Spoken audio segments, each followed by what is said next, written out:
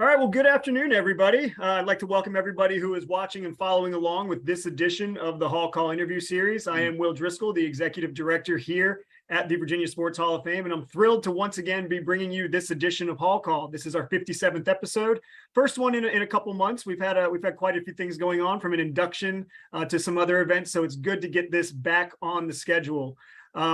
Before we get started, though, I would like to thank our Hall Call and our Hall of Fame partners: Priority Automotive, the City of Virginia Beach, Optima Health, DAVCON Inc., White Claw Hard Seltzer, ESPN Radio 94.1, and Davis Business Appraisers.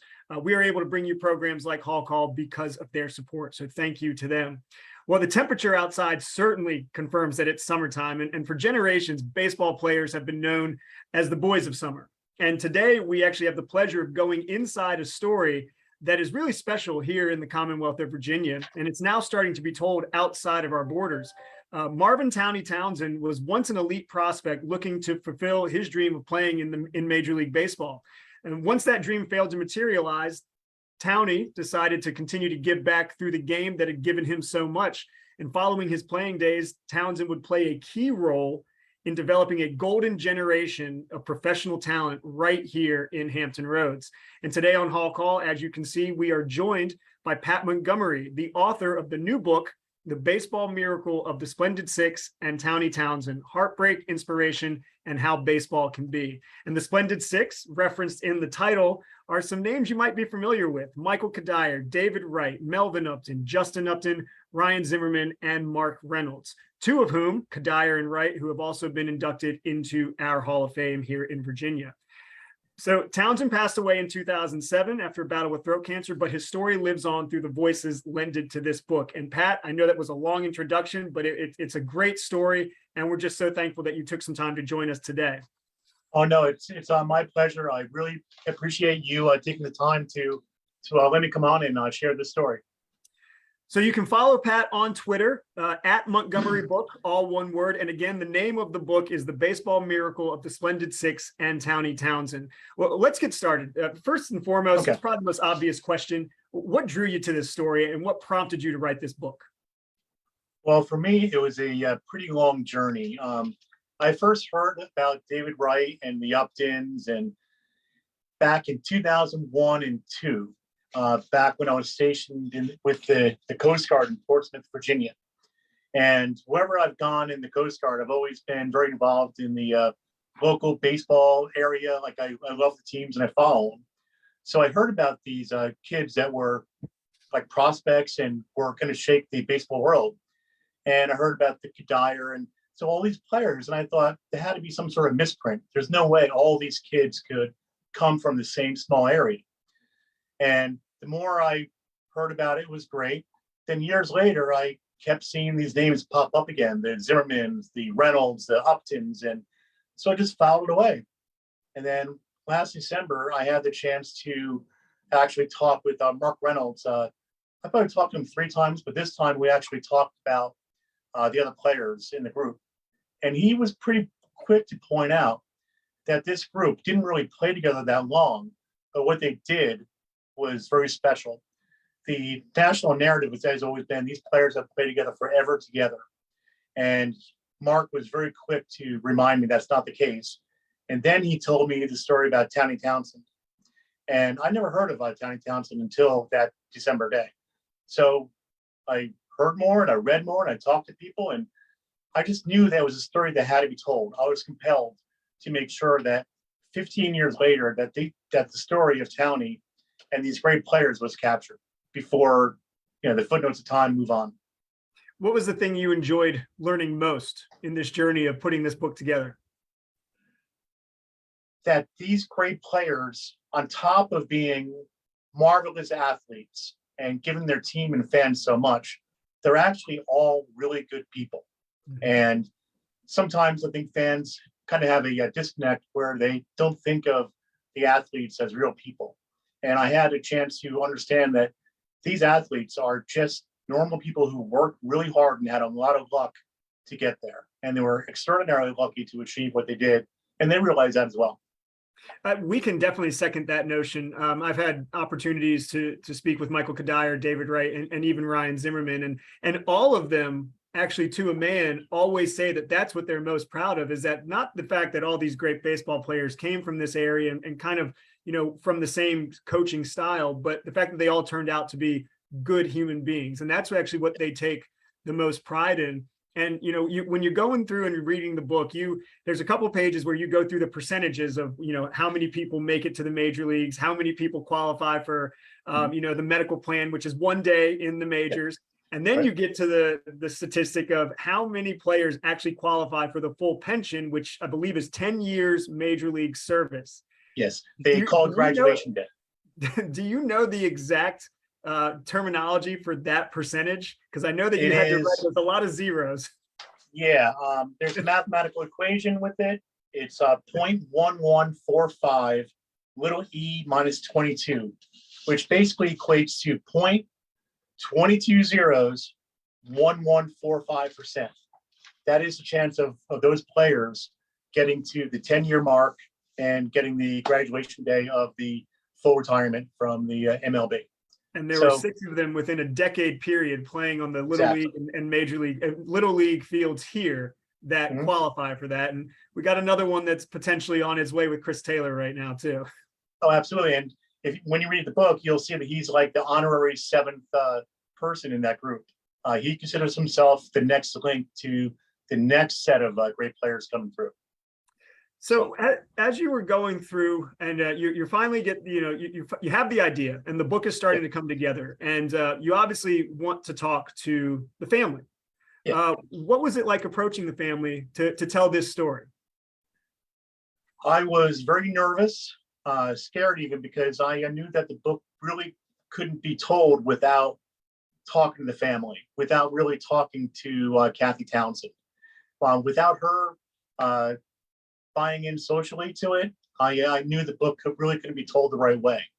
So I emailed her, I called her, I tried various ways, and I didn't hear anything for about a week. And I kind of thought it was a dead issue. And I was like, all right, maybe I should round up and try a different approach. And she called me out of the blue and very hesitant at first. I could tell she was very concerned and hesitant. But as I talked to her, she understood what I was doing, and she saw that it was coming from the right way in a good place. But pretty quickly, I kind of understood that you do not mess with Kathy Townsend, that she is a tough woman, but very fair. And from the beginning, I have nothing but the highest respect for Kathy, as well as Chase and Sean.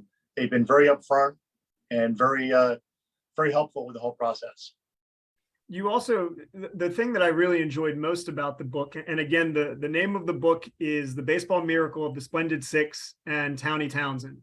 The thing I really enjoyed most is you mentioned these players, but you also talked to these players. You got firsthand perspective from them. So it wasn't just the family. It was Michael Cuddyer, David Wright. David actually wrote the foreword in the book. And you could see, how much the coaches, and it's not just Coach Townsend, it was a plethora of other coaches as well, and the impact they had. How did they use baseball to improve people's lives? How did Coach Townsend and his colleagues use the game to improve the lives of these and countless other players? Well, that's a great point. I mean, Towny Townsend is a very central figure in the book, of course, but the book also gets into detail, and I couldn't get every coach, but I got most of the coaches and all the coaches that were pertinent and very central to it. I got Coach Alan Irby, who David Wright has always given a lot of credit to. Matt Sinnen, who is the Drillers co-creator with Gary Wright, who is also, they're huge with Ryan Zimmerman and Chris Taylor.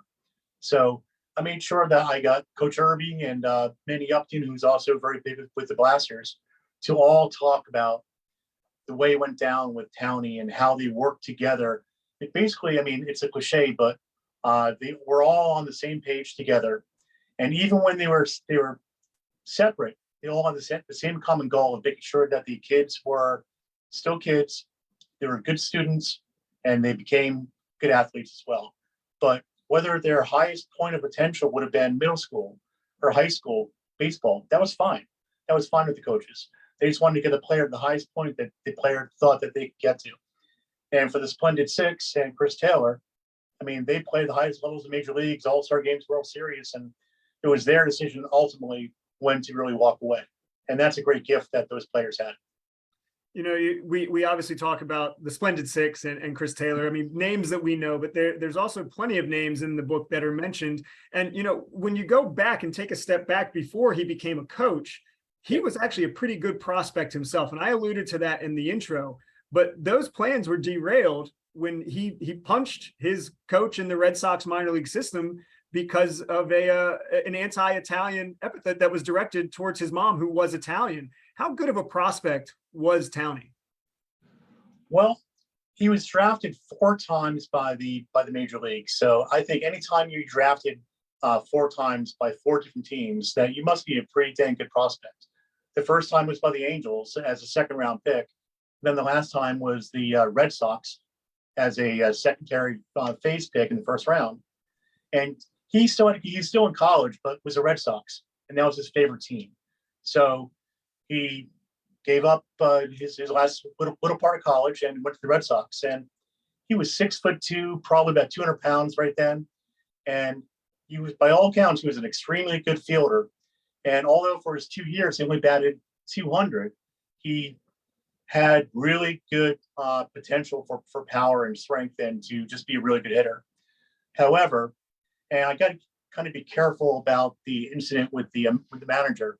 The manager is deceased now. I'm not worried about that. But Towny himself did say to many people exactly what happened, which was that he did punch the manager and broke his jaw because of a racial incident with his family. So, and Kathy Townsend told that to me herself firsthand, that she heard that from Towny. So I'm not concerned about that. It's just, we have to remember that Towny may have been like a person of 2 halves, that as life went on and as he began coaching the children and becoming a youth coach, he softened a bit. He may have been before like maybe quick to fly or passionate and the whole thing, but as time went on, he became much more religious and grounded and worked very hard to control some of his emotions.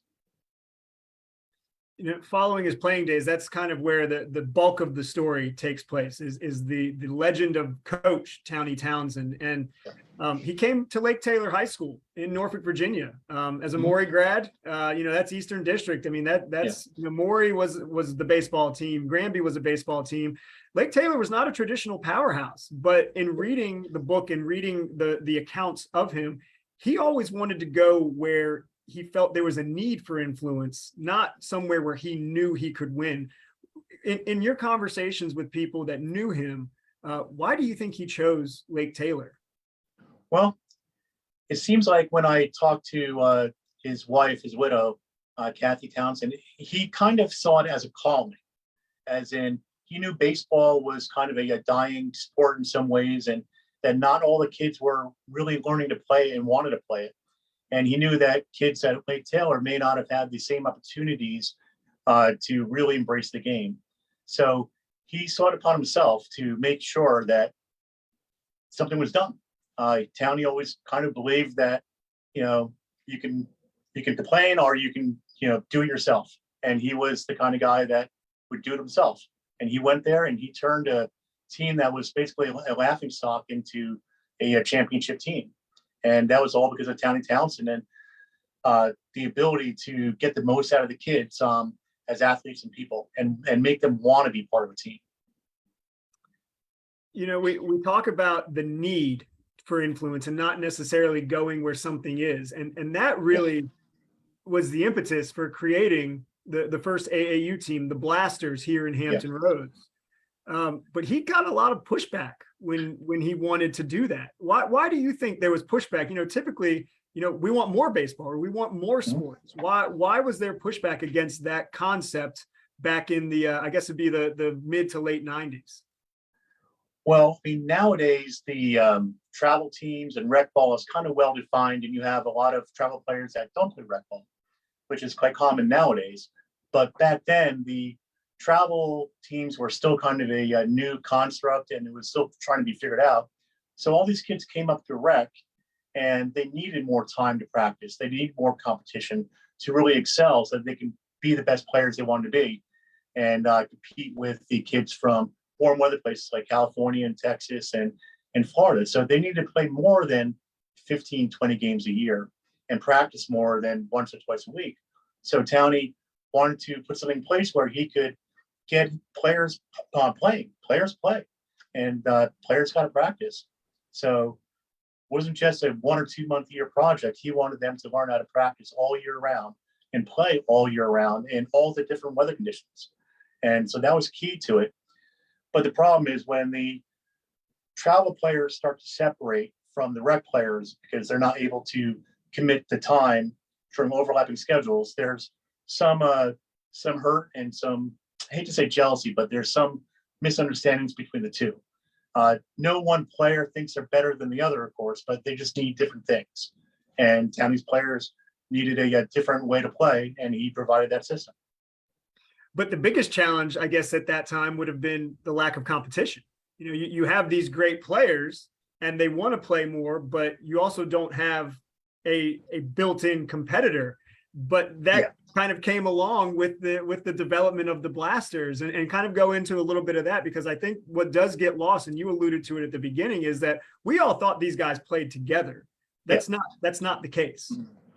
Well, that's the thing is, like, the Yankees need the Red Sox, and that's just the way it works. So the Blasters came, they were kind of playing and practicing against each other, and that gets kind of mundane and not really growing too much. So Gary Wright and Matt Sinnen were talking to Towny and kind of came up like, hey, you won't play with us, you won't coach with us, so we're going to make our own team, our own organization, and it's the Drillers. Well, they were friends with Coach Townsend. Absolutely. Yeah, Matt Sinnen and Gary Wright were very close to Towny Townsend. As a matter of fact, Matt Sinnen was the first recruit that Towny ever used in college. And Towny told Matt, if you come here play for me in college, I'll get you drafted. And that's what happened. 2 years later, he was drafted by the Cardinals. So that's important. Towny delivered on what he said to Matt Sinnen. And with the Drillers and Blasters, the same thing happened again.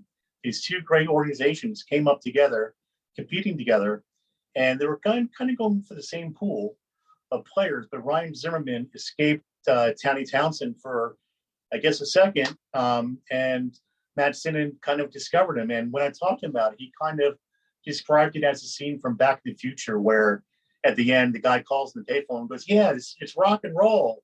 And he was that excited about seeing Ryan Zimmerman. He thought that he discovered the next great player. And turned out he was right.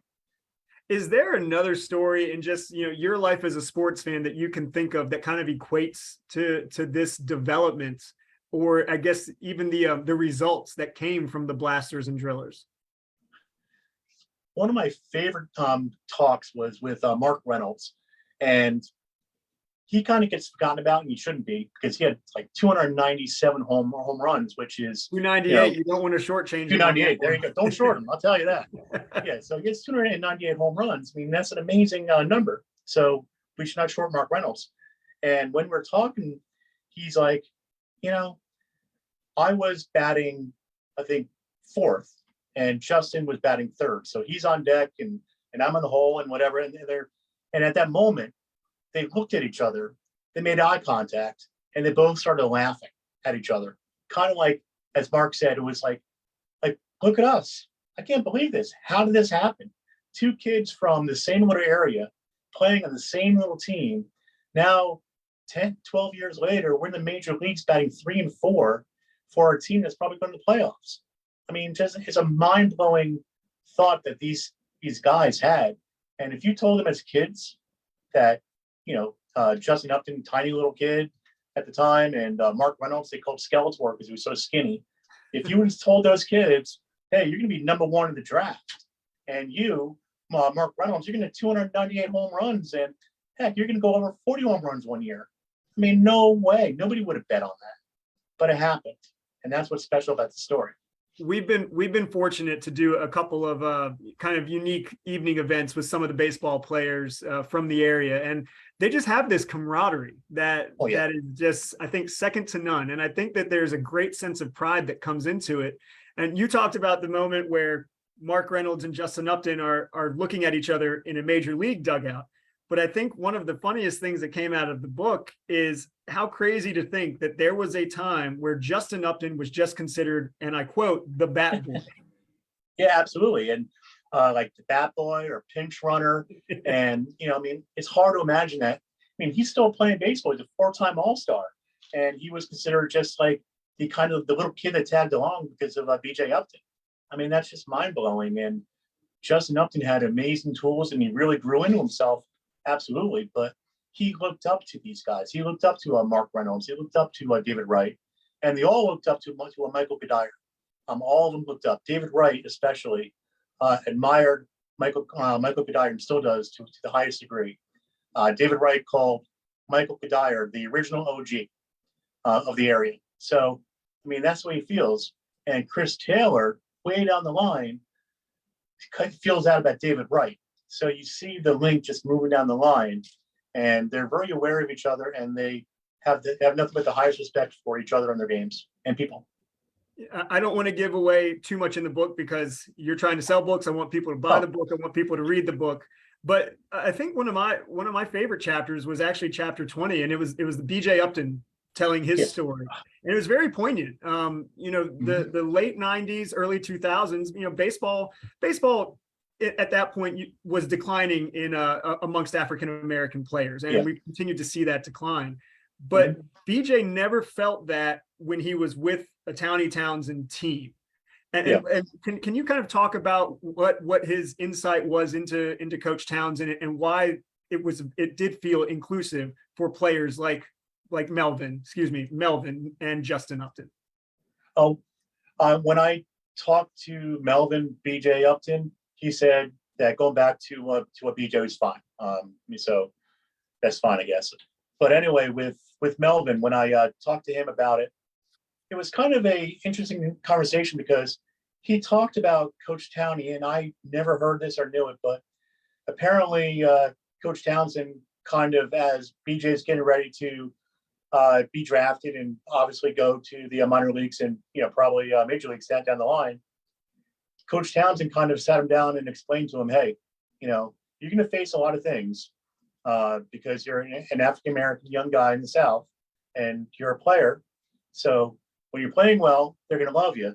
But the next time up you strike out, you can hear a lot of boos and a lot of bad things.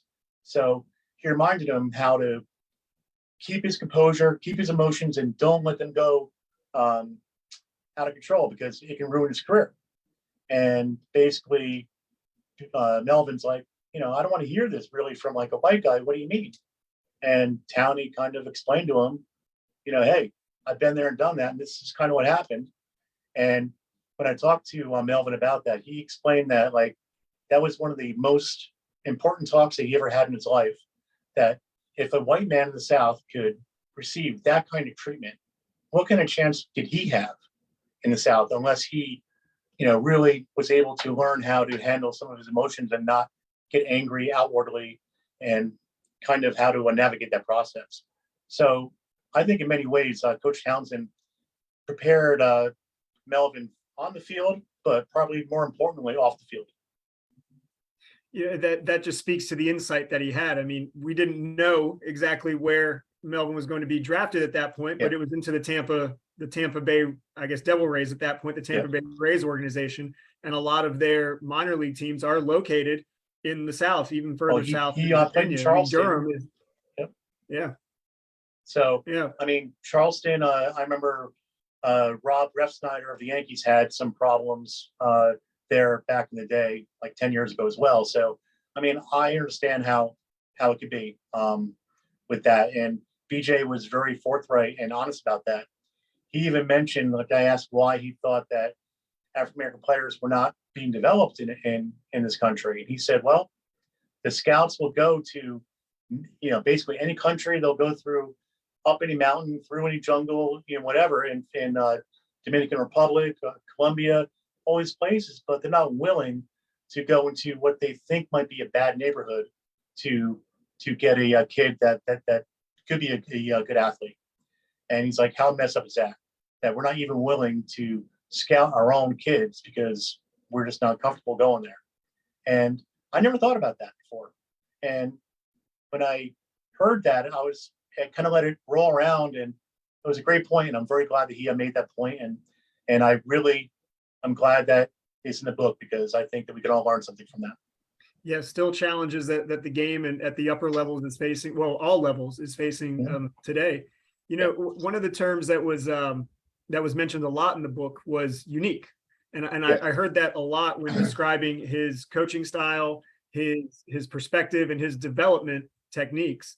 What was so unique about the style and approach that you can at least glean from all of your conversations? Well, with Towny Townsend, there are times where, like with practice, he would sit them down in the stands and read them, Casey at bat, and make them actually recite the poem Casey at bat. I mean, there's no practical knowledge in that for a young baseball player, but there's something to be said for using the other parts of your mind, and to have a love and respect for baseball and respect for the history of baseball. So Towny didn't want just a player that could learn how to make the throw and whatever. He wanted players that understood baseball and had a respect for it. And then also with the Towny discs, I have one right here. I keep it on my desk. So as I was writing, I always looked up and had that. But with those discs, the way they would fly, he would throw these like that, and he'd flick his wrist, and they would dart and dive and come in and out. And that was a very uncommon tool that Towny did. As a matter of fact, when David Wright first started coming up to minor leagues, he thought that was common and just normal routine, that all these coaches would do it. And he looked around and said, you didn't see any of these any discs. So he learned quickly that this was a really unique tool that he had. And there's something to be said for quick hands and going with the pitch and things like that the disc really teach you. And also, as Sean Townsend kind of explained, that it was fun. It's fun to try to see, who could get the camp record, which was, I think, Jacob Dempsey, who was still playing independent ball right now. But it was like, how many times can we hit it in a row? Then after a while, with the big Cool Whip tops, they would start breaking and the center would come out. So instead of a rally cap, they'd put it on their head like a halo. And if they were down, the 10, 12-year-old kids would wear these Cool Whip hats on their head. So for them, it was just fun too. So embracing fun in baseball and bringing it together, that was what Towny was able to do. It is a funny visual. Just picturing David Wright walking to his first, professional practice with a bag of Cool Whip lids, saying, exactly. You guys don't know how to do this. Yeah. And I would love to see it be picked up again. I mean, there's a lot of good things to it, and it's simple. So why not keep baseball simple and just have fun too? We have a few minutes left. I mean, this is a conversation. I love baseball. I love talking baseball. I could talk about it all day, but I also know that time is very valuable. When we look into the area now, obviously we mentioned the Splendid Six, Chris Taylor, there are others, Daniel Hudson came from this area. Absolutely. This whole area for about 2 decades has had flags planted all across Major League Baseball. Was that, and I don't want to say an accident, but was it a coincidence because of coaches like Towny Townsend, or is this sustainable? Are these practices still in place today locally with coaches, with organizations that are doing it the right way here in Hampton Roads and the greater Hampton Roads region? The great thing about Towny is his friends he called teammates, and anybody that loved baseball, he was willing to embrace and teach and just be part of. So like David Wright kind of compared him to what Bill Belichick and the coaching tree that Belichick has, and Matt Sinnen and Gary Wright and Coach Irby and Coach Upton, they're still involved, and they're still helping the kids. So where Towny stopped, because unfortunately he passed away, these other coaches picked up and they kept moving. And then coaches, then players like Michael Cuddyer. He's still involved with coaching and helping kids out, but he's more about teaching the kids enthusiasm and passion for the game. And that's what he wants to ignite. And Mark Reynolds also helps coaching with his 2 kids. He has one kid that's on one of the top travel teams in the country, and he helps out. Then another child is also on an extremely elite travel team. So as they move forward, these players, they're putting aside their bats and they're picking up the mantle of Towny Townsend and trying to teach the game the right way. baseball is a historically a romantic sport. You know, we as baseball fans, we love the history of the game, sometimes even more than the present of the game, just because we get to, you know, growing up, you remember baseball cards, statistics mean something. You know, you have these milestones that almost guarantee you entrance into a Hall of Fame. Yeah. As you're going through the process of writing this book, did you gain more affection for the game?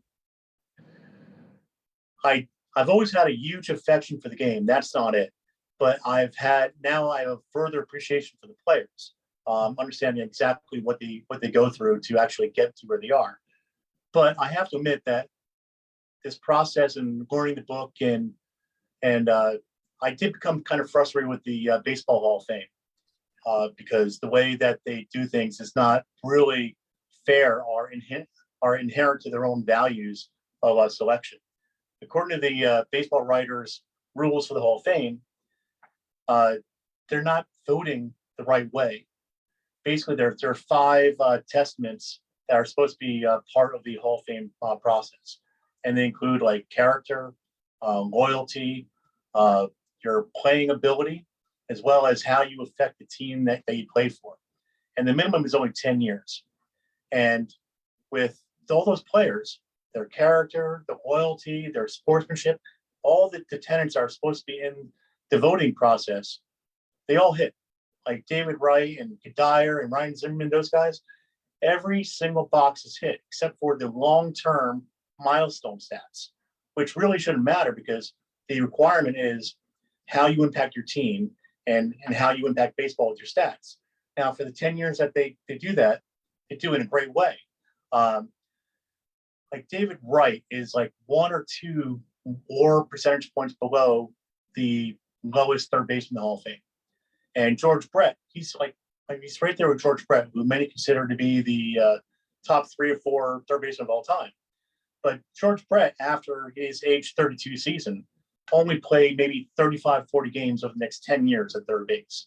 So all those great stats that occurred over time are not as a third baseman. And Edgar Martinez is the same way.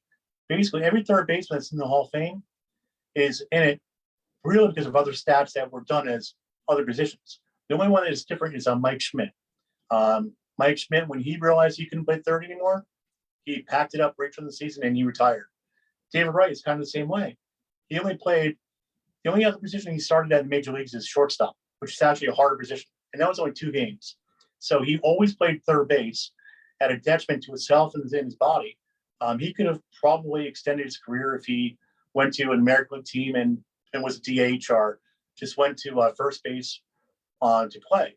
But he wanted to play the game the way that he thought he could play it, which is third base. And he wasn't able to really rack up the stats long term to really be considered for the Hall of Fame according to the way things go now. And that is a huge injustice. Yeah, Cooperstown has their way of honoring people. I know that just in, like I said, conversations that I've had personally or that I've heard other people have with any of the people that were profiled in the book, the Hall of Fame people is really what they are. And I'll get you out of here on this. There was a quote in the book where it came from Coach Townsend, and it was, baseball people are the best kind of people. Yes. What do you think that meant, and how did you interpret that quote? I have thought about that actually a lot. And when people ask me to sign a book for them, a lot of times I sign it like as with that quote from Towny Townsend, because I think that just breaks it down. It's not about how you perform in the field, but it's that fraternity of players that David Wright and Cuddyer and Zimmerman, the Uptons and Mark Reynolds still feel after all these years of playing. It's that closeness and that bond that they all feel together. And no matter where they are, whether it's California or Virginia, they still feel close at heart. And I think that's what Towny Townsend probably meant. And I don't think he meant as just a player. I think just people. We all have, a baseball person can recognize another baseball person just within a few minutes of conversation. And then from there, you have commonalities and bonds that you can just work through and friendships form. And I think that's what he meant. It was truly a great book. I had the chance to read it. I recommend everybody get out wherever books are sold. Again, the book is The Baseball Miracle of the Splendid Six and Towny Townsend. Heartbreak, Inspiration, and How Baseball Can Be. The author, Patrick Montgomery. Really appreciate your time today talking about the book, about some of the perspective that you gained from the interviews in the book. Just really appreciate you taking some time out to join Hall Call today. No, thank you very much. I appreciate the time. Thank you. Well, I'd like to thank everyone who followed along. Again, this video will also be posted on our website and social media platforms. I'd also like to thank our sponsors one more time: Priority Automotive, City of Virginia Beach, Davcon Inc., Optima Health, White Claw Hard Seltzer, ESPN Radio, and Davis Business Appraisers. Stay tuned for future updates on Hall Calls by following our social media, all social media platforms at VA Sports HOF, our website, vasportshof.com. Once again, I'm Will Driscoll with the Virginia Sports Hall of Fame. Whatever you do, participate, don't spectate, and we will see you next time.